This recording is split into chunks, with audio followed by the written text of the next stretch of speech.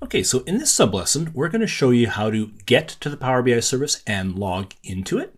And we'll also give you a brief tour on how to navigate the service. Okay, so let's first show you how to log into PowerBI.com.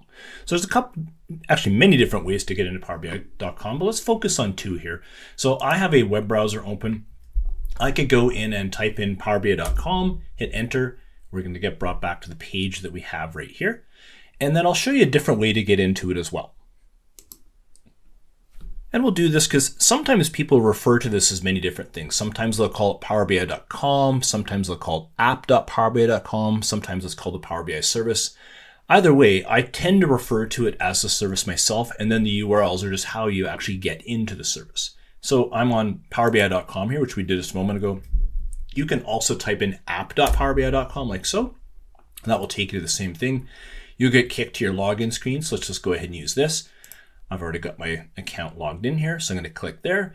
And then we're going to come into the home page of PowerBI.com or the Power BI service.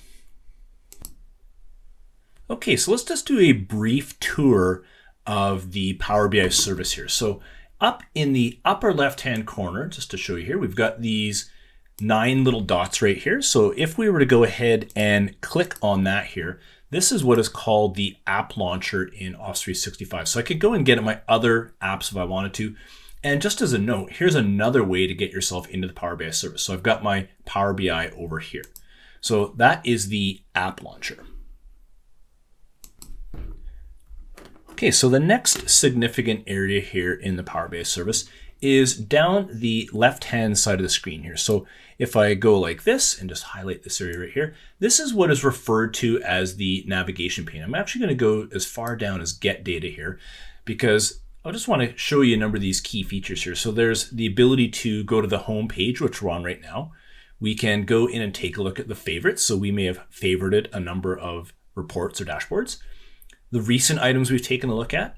So you do have the ability to create content up here in the service, but that's beyond the scope of this class. You can go ahead and take a look at the data sets that you have available to you. You can build apps, which are once again beyond the scope of this class. You can take a look at the items that are shared with you. We can build deployment pipelines, which are beyond the scope of this class as well, but a great way to start building out more robust enterprise Power BI applications, because then you can run things through a dev environment, test environment, production environment, and seamlessly manage that pipeline.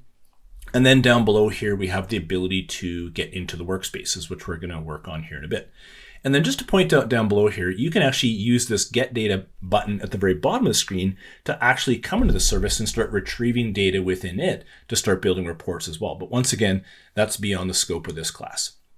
And the fun thing here is Power BI is so large that even in a class that is this long, there's still a lot of items that are outside of scope because there's just so many topics to talk about.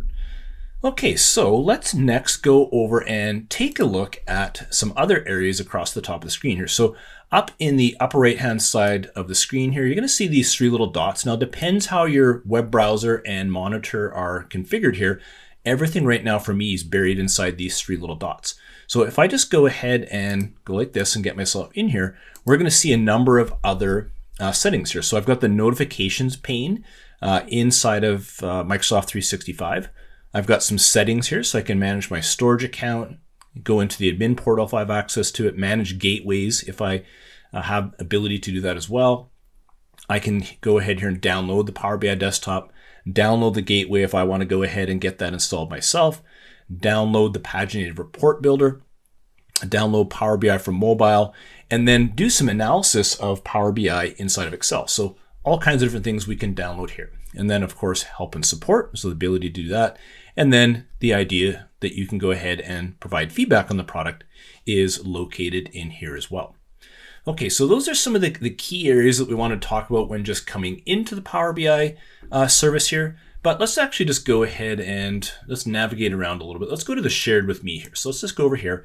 And if you ever want to get yourself back to the home page, you can click on here, which will take me back to the home page.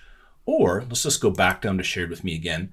I can actually go up over here and click on the Iteration Insights logo or whatever you have at the top of your screen if it's been skinned with your organizational colors. This will actually take us back to the home page as well. Okay, so that's a good enough tour of the high-level parts of the Power BI service and how to actually get in. The rest of the navigation we're going to see through the subsequent sub-lessons when we actually do further work in the service itself.